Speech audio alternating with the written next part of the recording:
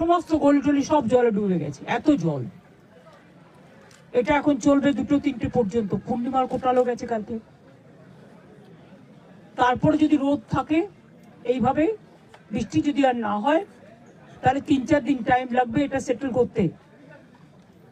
চাষি জমিগুলোর ব্যাপারে আমাদের ক্রপ ইন্স্যুরেন্স করা আছে, শস্য বীমা চাষিদের জন্য, তারা চিন্তা করবেন না। জল শুকিয়ে গেলে মেপে সেগুলো দেখে নেওয়া হবে। যাদের মাটির বাড়ি ধসে গেছে, যদিও এখনো প্রায় বাংলায় আমরা 50 লক্ষ পাকা বাড়ি তৈরি করেছি, কিন্তু এখনো 50 লক্ষ মাটির বাড়ি আছে। 3 বছর ধরে কেন্দ্রীয় সরকার টাকা দেয় না। তাই এবছর আমরা 11 লক্ষ করবো বলে ঠিক করেছিলাম ডিসেম্বরে।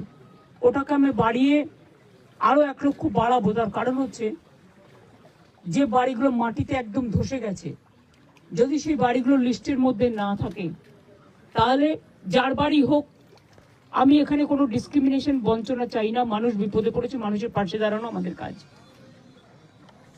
হ্যালো বন্ধুরা, আপনারা দেখছেন কাজী ভাই ইউটিউব চ্যানেল। দীর্ঘ অপেক্ষার পর এবারও কিন্তু আপনাদের জন্য সুসংবাদ শোনালো মুখ্যমন্ত্রী মাননীয় মমতা বন্দ্যোপাধ্যায়।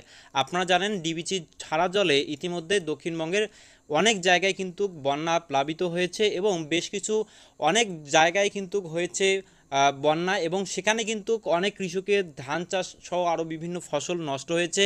ইতিমধ্যে মুখ্যমন্ত্রী আশ্বাস দিয়েছেন, যে সমস্ত কৃষকরা বাংলা শস্য বিমা আবেদন করেছেন অবশ্যই তারা কিন্তু সেই শস্য বিমার টাকা পাবেন। পাশাপাশি আবাস যোজনা যাদের লিস্টে নাম নেই তারাও কিন্তু ঘরের টাকা পাবেন। তিনি কিন্তু এটা স্পষ্ট জানিয়ে দিয়েছে। তো কারা কারা পাবেন সেটা তো পরবর্তী সময় কথা বলবে। আপাতত মমতা বন্দ্যোপাধ্যায়ের লাইভ কী বলছে সেটা শুনুন, তাহলে কিন্তু আপনারা বুঝতে পারবেন।